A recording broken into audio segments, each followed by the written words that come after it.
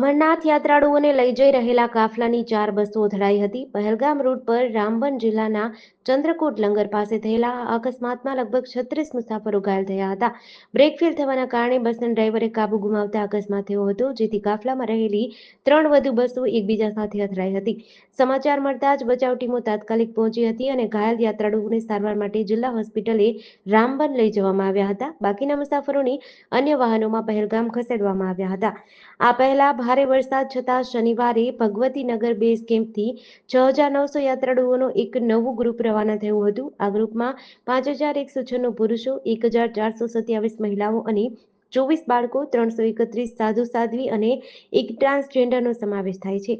યાત્રા શરૂ થયાના બીજા દિવસે શુક્રવારે સાંજે 7 વાગ્યા સુધીમાં 26,000થી વધુ શ્રદ્ધાળુઓએ પવિત્ર ગુફામાં હિમશિવલિંગના દર્શન કર્યા હતા. મહારાષ્ટ્રના રાજકારણમાં આજનો દિવસ ખૂબ જ મહત્વપૂર્ણ માનવામાં આવે છે. મુંબઈના વરલીમાં ઉદ્ધવ ઠાકરે અને રાજ ઠાકરે એક મંચ પર સાથે જોવા મળ્યા છે, તે પણ તેમના પરિવાર સાથે. આ પ્રસંગે રાજ ઠાકરેએ કહ્યું, મેં મારા ઇન્ટરવ્યુમાં કહ્યું હતું કે ઝઘડા કરતાં મહારાષ્ટ્ર મોટું છે. તમે જોઈ શકો છો કે 20 વર્ષ પછી આપણે એક મંચ પર ભેગા થયા છીએ. અમારા માટે ફક્ત મહારાષ્ટ્ર અને મરાઠી એજન્ડા છે, કોઈ રાજકીય એજન્ડા નથી.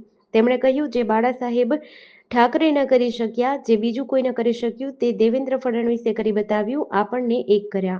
તમારી પાસે વિધાનસભામાં તાકાત છે, પણ અમારી પાસે મહારાષ્ટ્રની શેરી શેરીમાં તાકાત છે. મહારાષ્ટ્રમાં હિન્દી ભાષા પર ચાલી રહેલા વિવાદ વચ્ચે ઉદ્ધવ ઠાકરે અને રાજ ઠાકરે આજે મુંબઈમાં એક સંયુક્ત રેલી કરી. તેની વિજય રેલી નામ આપવામાં આવ્યું છે. ખરેખરમાં મહારાષ્ટ્ર સરકારે આ વર્ષે 16 અને 17 એપ્રિલના રોજ હિન્દીને ફરજિયાત બનાવવા 2 આદેશો જાહેર કર્યા હતા. મધ્યપ્રદેશના 20 શહેરોમાં ભારે વરસાદ પડ્યો. મંડલા, સિઓની અને બાલાઘાટ જિલ્લાઓ રેડ એલર્ટ પર હતા. જબલપુરમાં ગેસ સિલિન્ડર ભરેલો ટ્રક પાણીમાં ડૂબી ગયો. મંડલામાં પૂરની સ્થિતિ છે. ટીકમગઢમાં 24 કલાકમાં 6 ઇંચ વરસાદ પડ્યો છે.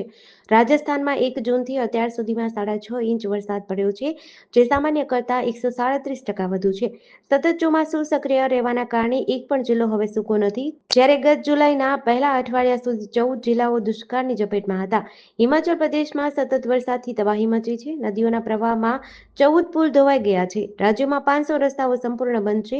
કાંગડા, મંડી, ચંબા અને શિમલા જિલ્લામાં ભારે વરસાદના કારણે આવેલા પૂર અને ભૂસ્ખલનના કારણે 69 લોકોએ જીવ ગુમાવ્યો છે. ગાંધીનગરના મહાત્મા મંદિરમાં રાજ્યના નવનિર્વાચિત સરપંચો અને ગ્રામ પંચાયત સદસ્યોનો અભિવાદન સમારોહ યોજાયો હતો. મુખ્યમંત્રી ભૂપેન્દ્ર પટેલે આ અવસરે મહત્વની જાહેરાત કરી છે. તેમણે કહ્યું કે ગામોની સ્વચ્છતા માટે વ્યક્તિ દીઠ માસિક 4 રૂપિયાની ફાળવણી હવે વધારીને 8 રૂપિયા કરવામાં આવશે. કાર્યક્રમમાં કેન્દ્રીય જળશક્તિ મંત્રી સી.આર. પાટીલ, ગ્રામ વિકાસ મંત્રી રાઘવજીભાઈ પટેલ, રાજ્યમંત્રી કુંવરજી હળપતિ સહિત મંત્રીમંડળના સભ્યો, સાંસદો અને ધારાસભ્યો ઉપસ્થિત રહ્યા હતા. મુખ્યમંત્રીએ જણાવ્યું કે આ વખતની ચૂંટણીમાં 761 ગ્રામ પંચાયતો સમરસ થઈ છે. આ સમરસ પંચાયતોને પ્રોત્સાહક ગ્રાન્ટ પેટે 36 કરોડ રૂપિયા ડીબીટીથી આપવામાં આવશે. વિવિધ વિકાસ કામો માટે કુલ 1236 કરોડની ગ્રાન્ટ ફાળવણી કરવામાં આવી છે. પાટણ જિલ્લાના સરસ્વતી તાલુકાની પ્રાથમિક શાળાના 42 વર્ષીય આચાર્ય મહેશભાઈ સોલંકીએ વ્યાજખોરોના ત્રાસથી ઝેરી દવા પી લીધી છે. મહેરવાડા ગામના આઝાદ ચોક વિસ્તારમાં રહેતા મહેશભાઈએ વિવિધ લોકો પાસેથી ઊંચા વ્યાજે નાણાં લીધા હતા. તેમના સસરાના અવસાન બાદ ઘરે પરત ફરતા વ્યાજખોરોએ ફોન પર કડક ઉઘરાણી શરૂ કરી હતી. આરોપીએ 5 થી 10% વ્યાજ વસૂલવાનું શરૂ કર્યું હતું.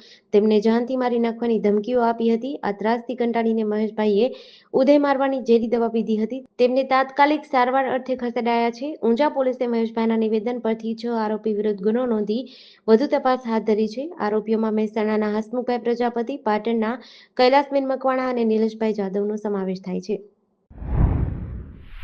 પોરબંદર શહેર અને જિલ્લામાં 2 દિવસથી સતત વરસાદ વરસી રહ્યો છે. શુક્રવારે 2-3 ઇંચ વરસાદ નોંધાયા બાદ શનિવારે સવારથી જ ધોધમાર વરસાદ પડ્યો હતો. શહેરમાં 2 ઇંચ વરસાદના કારણે હોસ્પિટલના પીએમ રૂમ નજીક, ચોપાટી, વિલા સર્કિટ હાઉસ નજીક, રાજીવનગર અને બોખીરા વિસ્તારમાં પાણી ભરાયા છે. વિલા સર્કિટ હાઉસ પાસે પાણી ભરાતા પોરબંદર મ્યુનિસિપલ કોર્પોરેશને પાણીના નિકાલની કામગીરી શરૂ કરી છે. જિલ્લાની વાત કરીએ તો રાણાવાવ તાલુકામાં 2 ઇંચ વરસાદ નોંધાયો છે. બરડા પંથકના કુણવદર, બગવદર, ખાંભોદર તેમજ રામવાવ, ભેટકડી અને શિંગડા સહિતના ગામોમાં 3-4 ઇંચ વરસાદ પડ્યો છે. આ વિસ્તારોમાં ચારે તરફ પાણી જ પાણી જોવા મળી રહ્યા છે. સુરત જિલ્લામાં ખેડૂતો માટે એક મહત્વપૂર્ણ જાહેરાત કરવામાં આવી છે. જો તેઓ 10 જુલાઈ 2025 સુધીમાં ફાર્મર રજિસ્ટર નહીં કરાવે તો તેઓ વડાપ્રધાન કિસાન સન્માન નિધિ યોજનાના આગામી હપ્તાથી વંચિત રહી શકે છે. આ ઉપરાંત ભવિષ્યમાં પણ અન્ય સરકારી કલ્યાણકારી યોજનાના લાભથી તેમને દૂર રહેવું પડશે.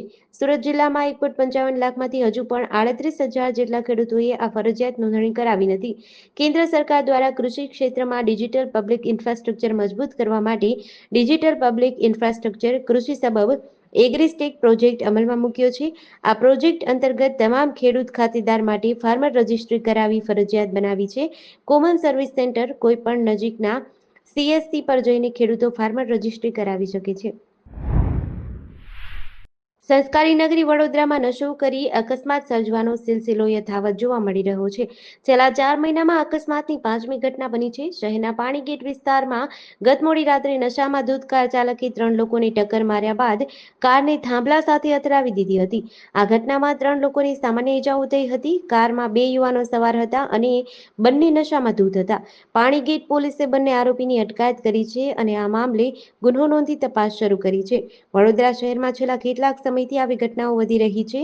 વડોદરા શહેરના કારેલીબાગ વિસ્તારમાં આવેલા મુક્તાનંદ સર્કલ પાસે 13 માર્ચ 2025ની રાત્રે નશામાં ચૂર કાર ચાલકે 8 લોકોને અડફેટ લઈને ફૂટબોલની જેમ ફંગોળ્યા હતા. ગુજરાત સરકારે શાળાના વિદ્યાર્થીઓ માટે નવી પહેલ શરૂ કરી છે. આજથી રાજ્યની તમામ સરકારી અને ખાનગી શાળાઓમાં દર શનિવારે બેગલેસ ડે ઉજવવામાં આવશે. આ પહેલનો મુખ્ય ઉદ્દેશ વિદ્યાર્થીઓ પરનું શૈક્ષણિક ભારણ ઘટાડવાનો છે. આ પાટણના સિદ્ધપુરમાં આવેલી PM શ્રી કુમાર શાળા નંબર 4માં આજે બેગલેસ ડેનો શુભારંભ થયો. વિદ્યાર્થીઓએ પુસ્તકોની બેગ વગર શાળામાં આવી વિવિધ પ્રવૃત્તિઓમાં ભાગ લીધો. શાળામાં ઇન્ડોર અને આઉટડોર રમતોનું આયોજન કર્યું હતું. વિદ્યાર્થીઓના શારીરિક અને માનસિક સ્વાસ્થ્ય માટે યોગ સત્રો યોજવામાં આવ્યા. બાળકોએ ચિત્રકલા દ્વારા પોતાની કલ્પના શક્તિને નવા આયામ આપ્યા. દમણના મશાલ ચોક રોડ પર શુક્રવારે બપોરે 4 વાગ્યાની આસપાસ એક ગંભીર અકસ્માત થયો હતો. ગુજરાત પાસિંગની બાઇક પર સવાર 2 યુવકો ભેંસલોડથી તીનબત્તી તરફ જતા હતા. પૂરપાટ ઝડપે આવતા આ યુવકોએ આગળ જતી રિક્ષાને ઓવરટેક કરવાનો પ્રયાસ કર્યો હતો. આ દરમિયાન બાઇક રિક્ષા સાથે ધડાકાભેર અથડાઈ. અકસ્માતમાં બાઇકની પાછળ બેઠેલા યુવકને ગંભીર ઈજાઓ થઈ હતી. બાઇક ચલાવી રહેલા યુવકને હાથ અને પગ, માથાના ભાગમાં ઈજાઓ થઈ હતી. આશ્ચર્યજનક રીતે બાઇક ચાલક યુવક પોતાના બેભાન મિત્રને ઘટના સ્થળે છોડીને બાઇક લઈને ભાગી ગયો હતો. આસપાસના સ્થાનિક લોકોએ રોડ પર બેભાન પડેલા યુવકની મદદ કરી હતી.